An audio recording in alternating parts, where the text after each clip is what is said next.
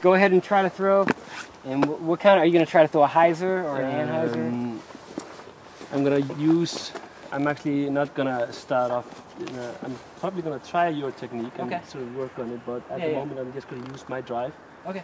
And see what comes of it. Maybe you can comment. Do whatever you want and I'll tell you what I think. I'm going to try to get it,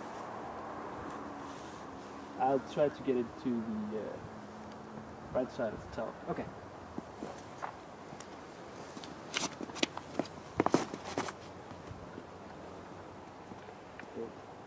But of course.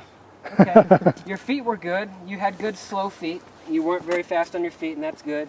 One thing I did notice is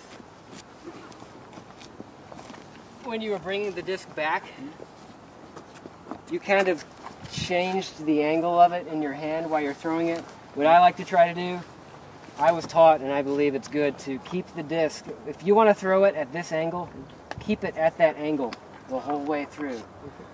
Don't come back here and bend it all around, because then you just have to adjust somewhere throughout your form to get it back to the angle you want. And it's just more moving parts. So, but that's the one thing I noticed. One question about that. Did he throw hyzer or anhyzer? Because it was kind of hyzer movement. But Yes. I do whatever you want. Pro katana, lightweight, regular weight. 174. Look at this color. All right. I'm going to try to throw it. I'm going to try to throw some hyzer and try to turn it a little bit. Alright, prova med disk.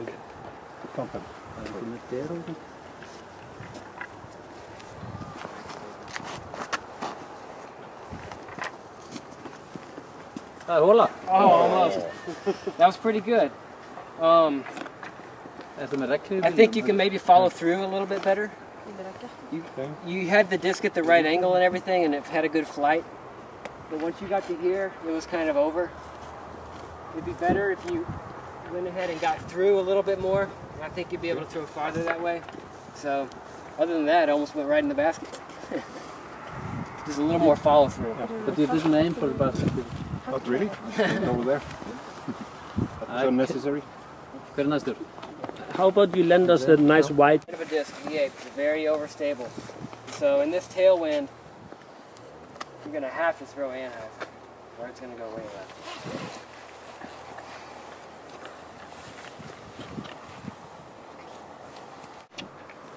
That's good.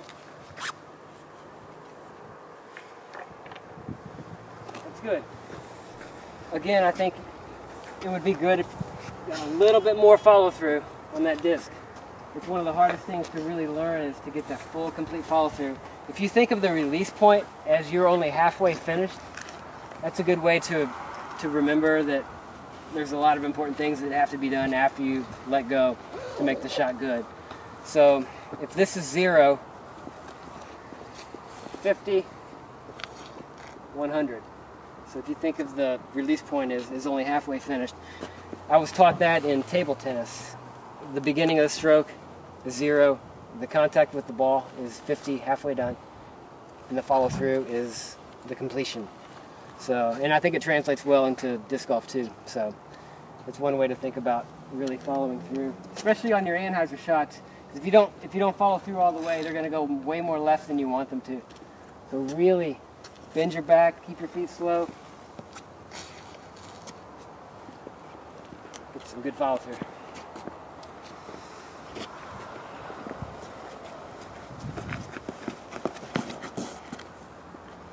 That was good. Had good follow through. Looked like a good shot. Okay. Yeah. Yeah, it's good. What are you gonna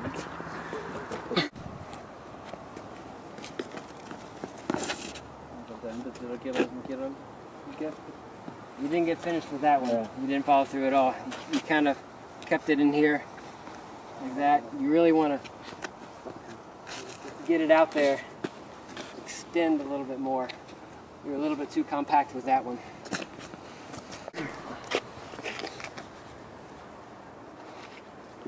Det här är riktigt med.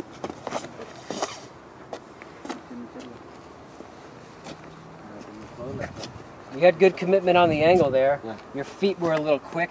Okay. So if you just slowed your feet down, you might be able to add a little bit more distance. No. But the angle was good, and you followed through pretty good, I thought. And you had a good commitment to the angle. This guy to get better, so don't correct it. What disc did you have? Champion Golf. Okay, long distance driver. Probably want to put some Anheuser on that. You left-handed? Okay. I saw you lining up left-handed. Okay.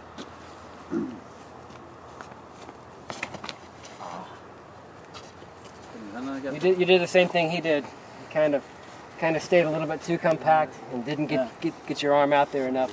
That disc really depends on the ability to get through it, especially with Anheuser because it's very overstable. That's how I would throw balls. My battery Okay. out. No, it was just paused for a bit. You're not on it. You didn't take me. That's not the worst. You didn't tape anything. I'm the master. You don't do any steps? You stand I'm still? starting to get practicing up. So, Okay. and I did the same mistake. I always go twist the discs on. Yeah.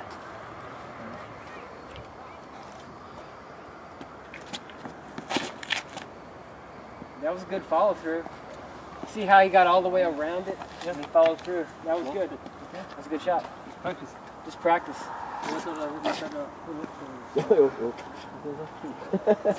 I think the steps were my main because I was always trying to get too much speed and everything on it. You don't need a lot of speed.